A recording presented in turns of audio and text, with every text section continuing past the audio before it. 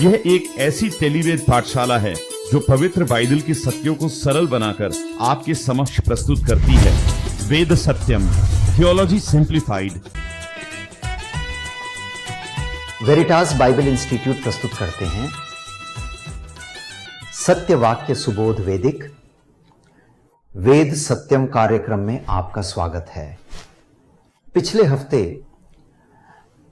हमने जाना कि मनुष्य को खुद को जानने के लिए उसे अपने सृष्टिकर्ता ईश्वर को जानना होगा। मनुष्य को अपना जीवन परिभाषित करना हो, उसे सही ढंग से चलाना हो या अपने जीवन की मिठास का आनंद लेना हो, तो उसे जीवन के कर्ता और जीवन दाता ईश्वर को अवश्य जानना चाहिए। यह हमने जान लिया था। ऐसे ईश्वर को हम कैसे जानेंगे और ईश्वर को ईश्वर के रूप में सम्मान देने के लिए भी हमने यह जाना कि ईश्वर को जानकर हमें उनकी वैसे ही पूजा करनी होगी जैसे वे हैं। फिर यदि ईश्वर को जानना इतना आवश्यक है तो हम उस असीम ईश्वर को कैसे जानेंगे? क्या यह कार्य करना संभव है? उस अनंत ईश्वर को क्या मनुष्य के लिए यह जानना संभव है? यह स्मरण रखें कि आस्तिकता के बाद ही नास्तिकता का जन्म हुआ है। आस्तिकता का मतलब है जो लोग ईश्वर में विश्वास रखते हैं उनके सोचने के तरीके को आस्तिकता कहा गया।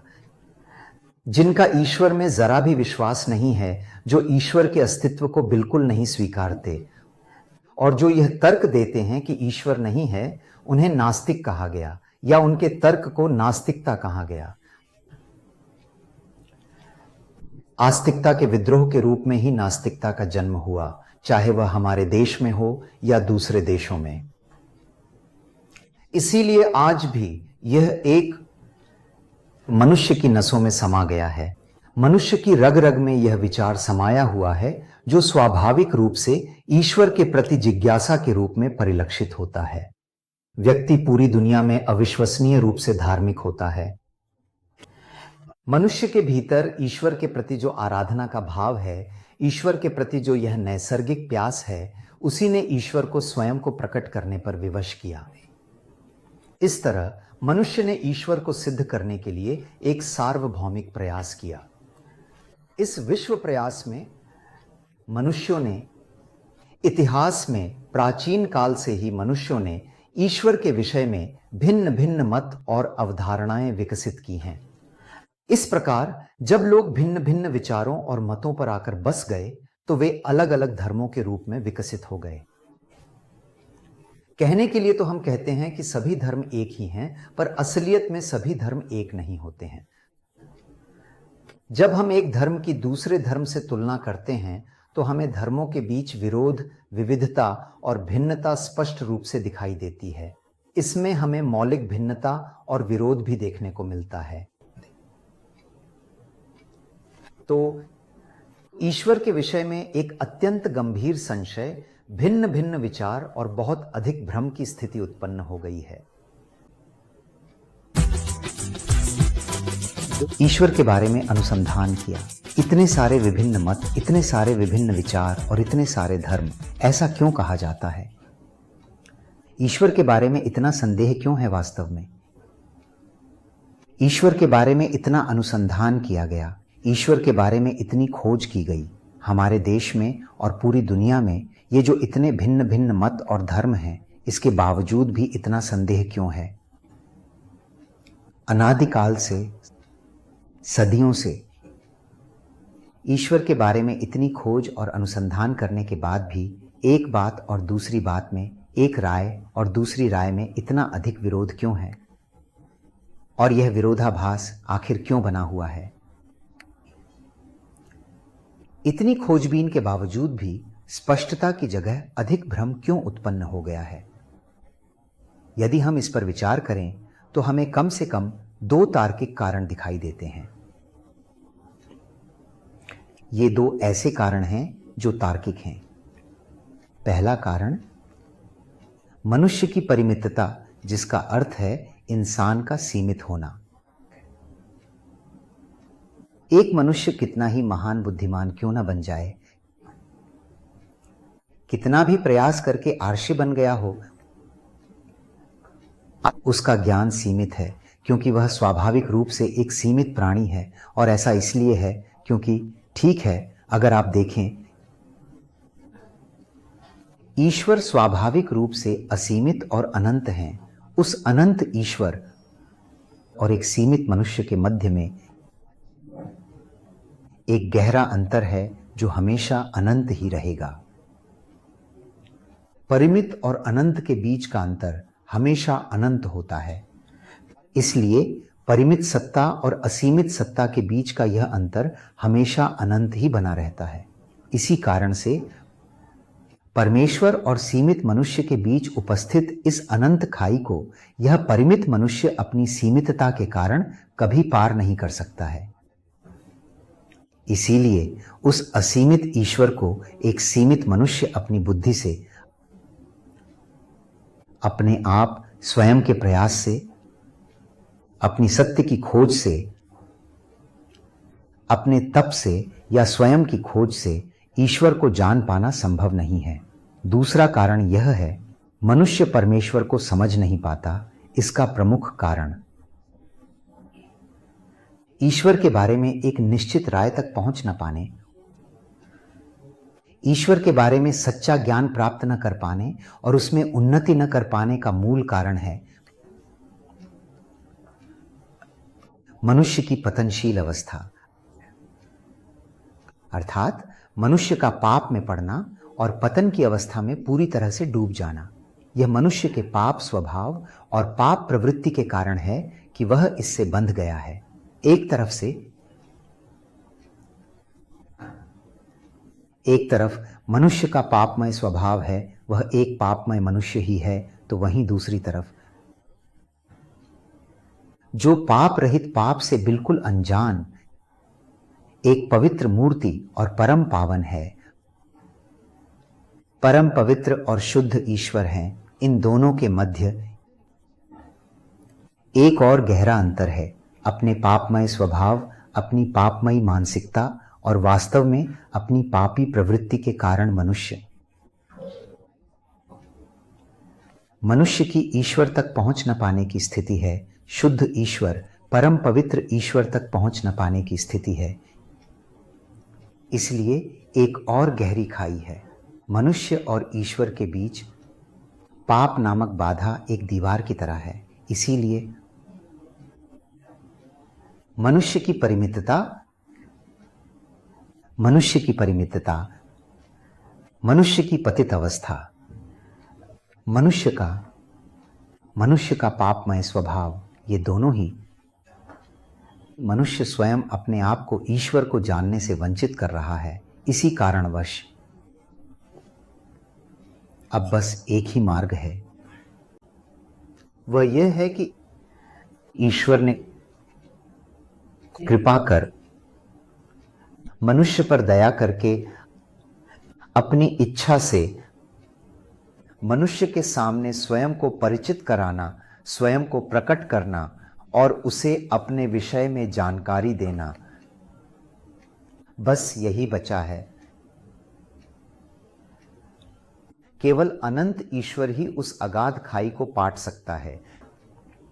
तो ईश्वर के लिए यह जरूरी हो गया कि वह स्वयं को मनुष्य के सामने प्रकट करे। यह जरूरत ईश्वर की नहीं थी।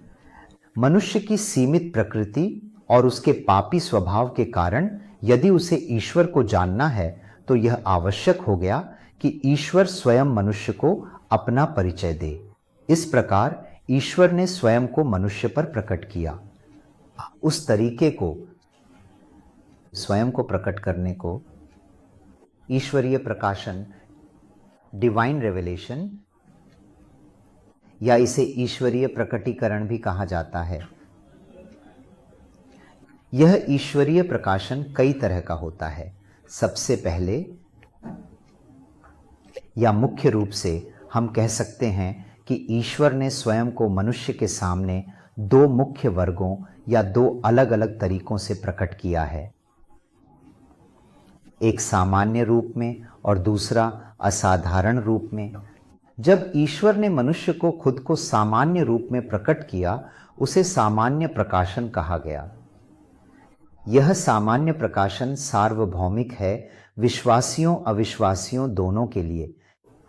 इसका अर्थ है कि यह प्रकाशन यानी ईश्वर के बारे में यह जानकारी आस्तिकों, नास्तिकों, ईसाइयों और गैर ईसाइयों सभी को उपलब्ध है। दूसरा तरीका, ईश्वर का असाधारण रूप में प्रकट होना।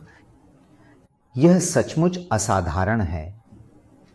यह कुछ खास लोगों के लिए है जिन्हें ईश्वर ने चुनना चाहा, जिनसे ईश्वर मिलना चाहता था। यह उनके लिए विशेष है। उन खास व्यक्तियों के माध्यम से जो उन पर विश्वास करते हैं और जो उन्हें मानते हैं, उनके लिए उन्होंने इसे विशेष बनाया। इसीलिए असाधारण प्रकाशन में कुछ ऐसी रहस्यमयता होती है जो एक आम इंसान जो उसे नहीं जानता वह इसे समझ नहीं पाता। ऐसे पहलू और आयाम होते हैं। इसीलिए दाऊद ने इस असाधारण प्रकाशन के बारे में प्रार्थना करते हुए कहा था, मेरी आंखें खोल दे ताकि मैं तेरे धर्मशास्त्र की अद्भुत बातों को समझ सकूं और देख सकूं। इसका मतलब है कि वचन में कुछ बातें समझ से परे थीं। ईश्वरीय सहायता की आवश्यकता थी, परंतु सामान्य प्रकाशन में मनुष्य की तर्क शक्ति, मनुष्य की सोचने की क्षमता, कल्पना शक्ति और सहज ज्ञान का उपयोग करें तो यह सामान्य प्रकाशन प्रत्येक मनुष्य को प्राप्त हो सकता है। और यदि हम सामान्य प्रकाशन को और गहराई से जाकर जांचें और उसका अवलोकन करें तो हम पाएंगे कि सामान्य प्रकाशन दो प्रकार का होता है। पहले प्रकार का सामान्य प्रकाशन उनकी सृष्टि के माध्यम से है, अर्थात मनुष्य के बाहर मौजूद इस प्रकृति के द्वारा, नेचर के द्वारा स्वयं को मनुष्य पर प्रकट करना। यानी सूर्य, चंद्रमा, तारे, पंचतत्व इसके अंतर्गत आते हैं। तारा समूह, इस ब्रह्मांड और पूरे अंतरिक्ष में ईश्वर का स्वयं को उन सभी वस्तुओं के माध्यम से प्रकट करना जो उन्होंने बनाई हैं। इसीलिए रोमियो की पत्री के पहले अध्याय के 19वें और 20वें वचन में पौलुस ने कहा है, अगर आप अपने सहज ज्ञान का उपयोग करके जब हम सृष्टि में इन बनाई गई वस्तुओं पर गहराई से विचार करते हैं ध्यान से, तो सृष्टिकर्ता ईश्वर के गुणों के बारे में, उनकी अनंत शक्ति और उनके देवत्व के बारे में आपको समझ आ जाएगा। अब कोई यह नहीं कह सकता मैं परमेश्वर को नहीं जानता। ऐसा कहने की कोई गुंजाइश नहीं है। उसने कहा बहाने बनाने की कोई गुंजाइश नहीं है। यानी इसका मतलब यह है कि अगर हम अपनी बुद्धि और सामान्य ज्ञान का इस्तेमाल करके सृष्टि में मौजूद सभी चीजों का अध्ययन करें, जिसमें मनुष्य भी शामिल है, तो हम परमेश्वर को बहुत अच्छी तरह से समझ सकते हैं और यह हमें उनके करीब लाता है। इसीलिए भौतिकी, रसायन, जीव विज्ञान, प्राणीशास्त्र, वनस्पति विज्ञान, भूविज्ञान, खगोल विज्ञान, ब्रह्मांड विज्ञान, टेलियोलॉजी, एग्निसियोलॉजी जैसे विभिन्न अध्ययन क्षेत्रों से अगर हम ध्यान से सोचें तो इस अद्भुत सृष्टि के पीछे जो अद्भुत परमेश्वर मौजूद है, उनके बारे में जानने का अवसर और मौका मिलता है। दूसरे प्रकार का सामान्य प्रकाशन क्या है? मनुष्य के भीतर जो स्वाभाविक रूप से अंतर्निहित नैतिक चेतना है, सही गलत का विवेक और विवेचना, जिसे हम अंतरात्मा या विवेक कहते हैं। यही बात पौलुस ने रोमियो की पत्री के दूसरे अध्याय में 15वें वचन में अंतरात्मा के बारे में लिखा है कि परमेश्वर उन लोगों के सामने खुद को कैसे प्रकट करते हैं जिनके पास व्यवस्था नहीं है या जिन्होंने सुसमाचार नहीं सुना है, वह भी उनकी अंतरात्मा के माध्यम से। अर्थात अगर नैतिक मूल्य मौजूद हैं नैतिक मापदंडों की चेतना है, अगर कानून हमारे दिल में रचा बसा है तो इसका अर्थ है कि उसे रचने वाला भी कहीं ना कहीं मौजूद है, क्योंकि कोई भी कानून बिना किसी रचने वाले के अपने आप नहीं बनता। आईपीसी, भारतीय दंड संहिता भी बिना किसी के लिखे नहीं बनती। उसी तरह मनुष्य के अंदर यह अंतरात्मा या दंड संहिता या भारतीय दंड संहिता भी है, जो आंतरिक नैतिक संहिता और स्मृति की तरह है। किसी एक नैतिक व्यक्ति ने ही इसे लिखा होगा। इसलिए अंतरात्मा के द्वारा भी यह ज्ञात होता है कि परमेश्वर अस्तित्व में है और वह नैतिक मूल्यों से संपन्न है तथा नैतिक मानकों का मूल आधार है। व्यक्ति को जानने का अवसर मिलता है कि परमेश्वर व्यक्तिगत रूप से मदद करता है। दूसरी ओर विशेष प्रकाशन है। जैसा कि हमने पहले बात की, सामान्य प्रकाशन सभी के लिए है, चाहे वे विश्वासी हों या अविश्वासी, मसीही हों या गैर मसीही, नास्तिकों और आस्तिकों दोनों के लिए। विशेष प्रकाशन सिर्फ आस्तिकों को ही समझ आता है, या यूं कहें कि यह केवल विश्वासियों के लिए है। विशेष रूप से मसीही विश्वास रखने वालों और यहूदी विश्वासियों के लिए भी, जो पुराने और नए नियम के रूप में है। उसने शास्त्र प्रदान किए हैं। जब हम बाइबल पढ़ते हैं तो इब्रानियों की पत्री के पहले अध्याय में लिखा है कि उसने विभिन्न समयों में और विभिन्न तरीकों से हमारे पूर्वजों के द्वारा और नबियों के द्वारा हमसे बात की। इसलिए उन संदर्भों में, इतिहास में, उन घटनाओं में मानव इतिहास की गति के साथ हस्तक्षेप करते हुए, अपना परिचय देते हुए, अपने स्वभाव और अपनी इच्छा को प्रदर्शित करते हुए, परमेश्वर ने अपने अस्तित्व को एक अनोखे और विशेष रूप में प्रकट किया, जिसे हमारे पूर्वजों ने लिपिबद्ध और लिखित रूप में संरक्षित किया ताकि हम उसे समझ सकें। अब्राहम जैसे लोग और उसके बाद आए नबी जिन्होंने वचन की सेवा की, और तत्पश्चात प्रेरितों का आगमन हुआ। पुराने और नए नियमों का यही संग्रह 66 पुस्तकों से बनी बाइबल नामक यह महान ग्रंथ है। यह बाइबल नामक सच्ची पवित्र पुस्तक हमारे हाथों में है। परमेश्वर ने 1600 वर्षों के दौरान 40 लेखकों के द्वारा इसे लिखवाया। उनकी स्वतंत्रता को छीने बिना वह सर्वशक्तिमान होते हुए बिना किसी गलती के परमेश्वर ने अपने सच्चे और शुद्ध वचन को हमारे हाथों में सौंपा है। पहले इसे मूल इब्रानी और यूनानी भाषाओं में लिखवाया और फिर उसका हमारी मातृभाषा में अनुवाद करवाकर आज हमें समझने योग्य रूप में प्रस्तुत किया है।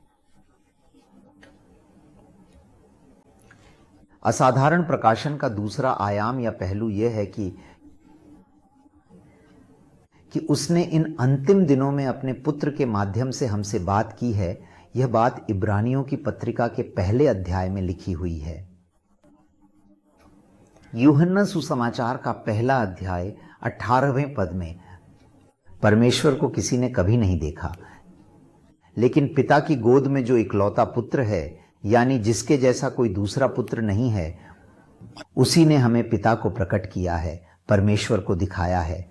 यानी यीशु मसीह ने परमेश्वर को इस तरह से प्रकट किया जैसे पहले किसी भी नबी ने कभी भी इस तरह से नहीं जाना या समझाया था। इसलिए यीशु मसीह में ईश्वरीय प्रकाशन पूरी तरह से परिपूर्ण है। उनके बाद उनसे बढ़कर और कोई प्रकाशन नहीं है। उनके बराबर कोई और असाधारण प्रकाशन कभी नहीं हुआ है। अर्थात यीशु से बढ़कर कोई नबी नहीं है। इसका मतलब है कि यीशु से बढ़कर कोई हमें परमेश्वर का परिचय नहीं दे सकता। इसलिए सामान्य प्रकाशन में, जहां परमेश्वर सृष्टि के माध्यम से और अंतरात्मा के माध्यम से सभी पर समान रूप से खुद को प्रकट करते हैं, वहीं विशेष प्रकाशन में वे विशेष रूप से विश्वासियों पर शास्त्रों के माध्यम से और मसीह द्वारा खुद को प्रकट किया। उन्होंने लिखित वचन, शास्त्रों और जीवित वचन मसीह के माध्यम से खुद को प्रकट किया। इस तरह इंसान और परमेश्वर के बीच की ये दो खाइयां भर गईं। इन पर आने वाले एपिसोड्स में हम इस श्रृंखला में इस विषय पर और भी गहनता से विचार करेंगे। सीमित स्वभाव के कारण, मनुष्य के सीमित स्वभाव के कारण, यानी मनुष्य के सीमित स्वभाव के कारण और परमेश्वर के अनंत स्वभाव के कारण, इन दोनों के बीच की इस अनंत गहराई को यीशु मसीह ने, जो स्वयं अनंत परमेश्वर होते हुए भी एक सीमित मानव के स्तर पर उतरकर इंसान के रूप और स्वरूप में ढल जाने के कारण इंसान और परमेश्वर के बीच की यह खाई मिट गई और यीशु मसीह के अवतार में इंसान उस परमेश्वर को जान पाया जिसे हजारों सालों से जाना नहीं गया था। ठीक वैसा ही जानने में सक्षम हुआ। दूसरा, वही यीशु मसीह जो पवित्र परमेश्वर के करीब न आ सकने वाले इंसान के लिए सारी मानव जाति के सभी पापों का प्रायश्चित कर दंड चुकाने के कारण, क्रूस पर उस महान बलिदान के कारण, उस कर्म योग के कारण, बाधा के हट जाने के कारण और पाप की दीवार के ढह जाने के कारण ऐसा हो सका। इंसान और परमेश्वर के बीच की दूसरी खाई जो पाप से बनी थी, यीशु के क्रूस द्वारा भर गई। तो यीशु इंसान और परमेश्वर के सेतु बने, पूरी तरह से इंसान को परमेश्वर को इंसान के करीब लाए और इंसान को परमेश्वर के करीब लाए, ऐसा हम निश्चित रूप से कह सकते हैं। तो यीशु मसीह द्वारा हम सभी को परमेश्वर का धन्यवाद करना चाहिए। अगर वो न होते तो दुनिया सच्चे परमेश्वर से परिचित नहीं हो पाती। इसलिए जब वे आए तो ऐसे बोले। उन्होंने केवल मनुष्य के रूप में बात नहीं की, उन्होंने केवल ईश्वर के रूप में व्यवहार नहीं किया। वे ईश्वर मानव के रूप में एक तरफ पूर्ण ईश्वर तो दूसरी तरफ पूर्ण मनुष्य थे। एकमात्र ईश्वर और मनुष्य और मध्यस्थ अकेले ही वे रहे। मनुष्य और ईश्वर के बीच एकमात्र मध्यस्थ बनकर, अर्थात पूर्णतः ईश्वर और पूर्णतः मनुष्य होते हुए मनुष्य और ईश्वर के बीच सच्चे मध्यस्थ बने। ईश्वर को जानने की मनुष्य की लालसा के लिए, ईश्वर को जानने की मनुष्य की तड़प के लिए, ईश्वर के करीब आने की, ईश्वर के बारे में जानने की मनुष्य की प्यास के लिए, ईश्वर के प्रति मनुष्य के हृदय में जो भय और श्रद्धा है, परंतु उस ईश्वर को जान न पाने के कारण संघर्ष कर रहे मनुष्य के जवाब में यीशु मसीह ने आकर मनुष्य और ईश्वर को अपने आप में एक कर दिया। हम देखते हैं कि उन्होंने मेल मिलाप कराया। इसलिए आज मन को ये शास्त्र हमारे हाथों में आए हैं। उन शास्त्रों के माध्यम से यीशु मसीह का परिचय भी कराया गया। जब यीशु मसीह आए तो उन्होंने उन शास्त्रों का समर्थन किया, उन्हें प्रमाणित किया और उन्हें स्वीकार किया। उन्होंने स्पष्ट रूप से बताया कि यह ईश्वर का वचन है। आकाश भले ही टल जाए, लेकिन शायद धरती भी हिल जाए, लेकिन शास्त्रों का एक अक्षर भी नहीं मिटेगा।